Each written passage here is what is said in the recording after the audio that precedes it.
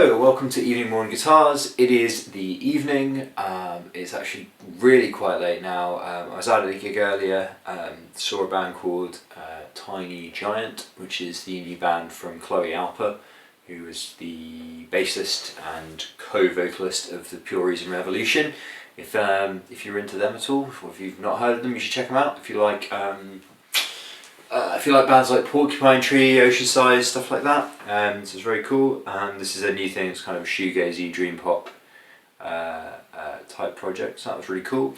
And I thought I'd catch up with some videos I thought about doing for a little while, but couldn't because my Big Muff pedal, which is down over here, was broken. And sometime I'm going to put a video online about how to fix it. Basically the battery compartment and stuff are completely broken on it, and I've been putting off converting it to run off of a 9-volt DC brick, so I just put together a little chocolate block terminal and did that, and I filmed it on the GoPro, so there will be a video of that somewhere on this channel by now, either just after this video or just before it.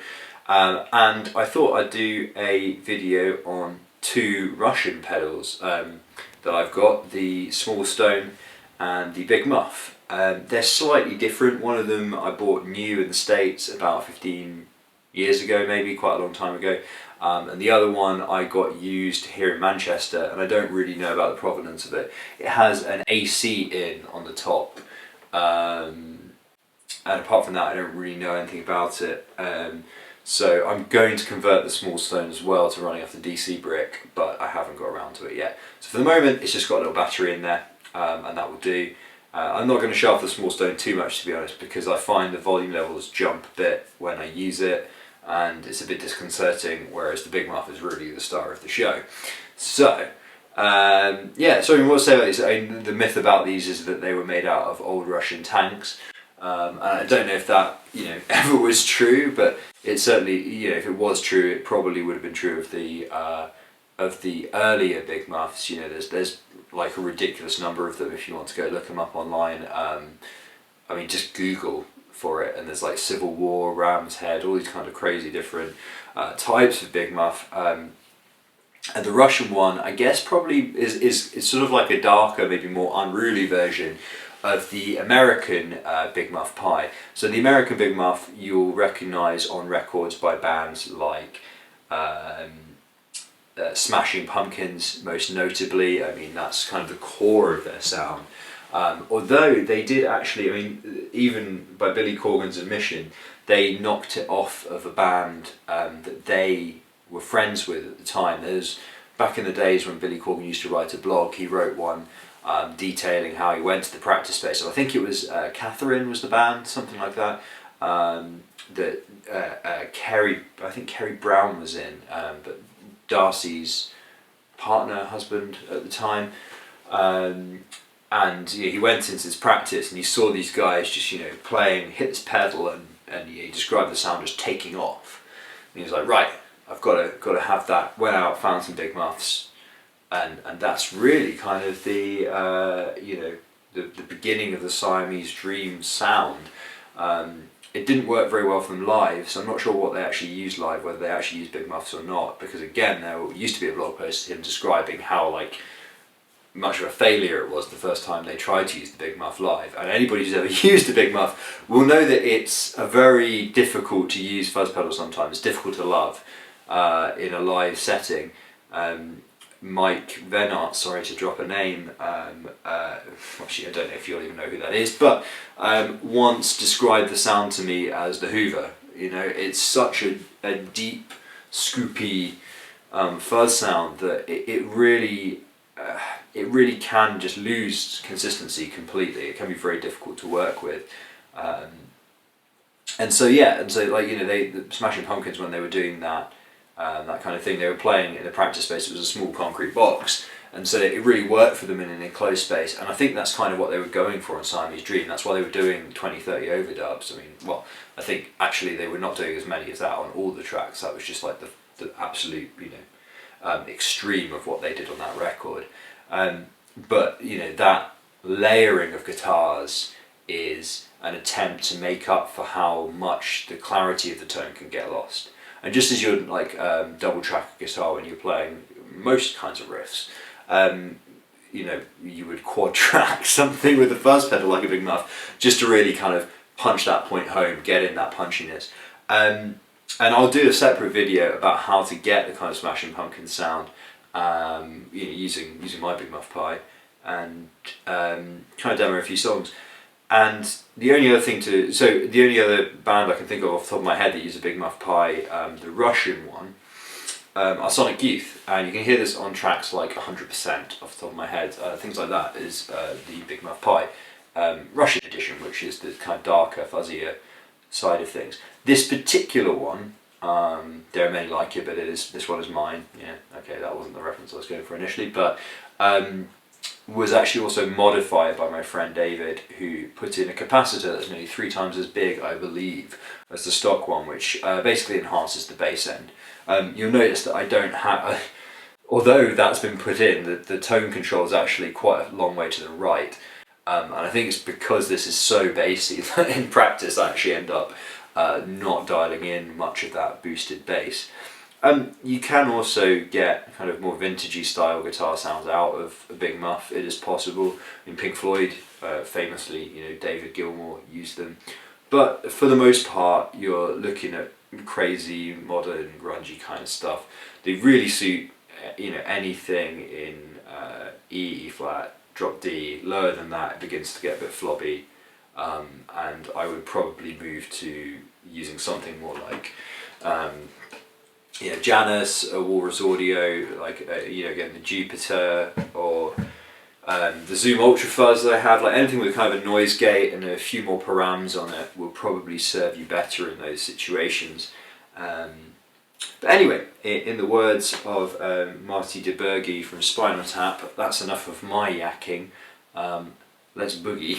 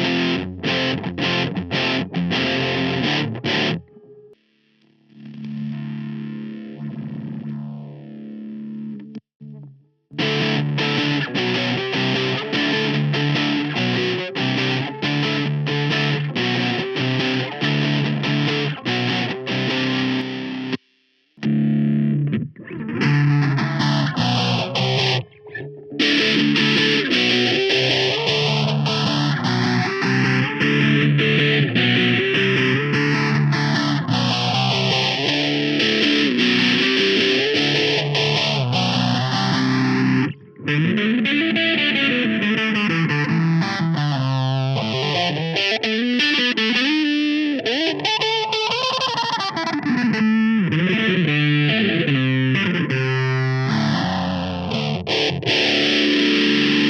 that's only a small sample of what this pedal can do. I hope I've shown you just, kind of roughly what it sounds like. And you can go away and compare that to other Big Muffs if you like. At some point I'll probably do a comparison with the other couple of fuzzes that I've got around here. The terminal fuzz that my friend Johnny made me, the Janus fuzz, and if I remember to pick it up after the gig on Saturday, I'll probably try it against the Zoom Super Fuzz, UFO Fuzz, whatever it's called, Ultra Fuzz, there, the Zoom Ultra Fuzz as well. And for some reason I was mainly playing Smashing Pumpkins songs there. I guess that's probably because the Big Muff lends itself well to that. So there you are. So that's the Big Muff with a little bit of the small stone. That you probably heard the stuff it was doing to the volume there. I've never really quite worked that out. So anyway, I did actually something as well, completely randomly, as I'm also going to take apart the small stone at some point. So I'll post pictures of the guts of it or something like that. Ditto the Big Muff, I'll take it apart, I'll take pictures of the capacitors and stuff, and I'll post it somewhere, maybe here, so you can see that.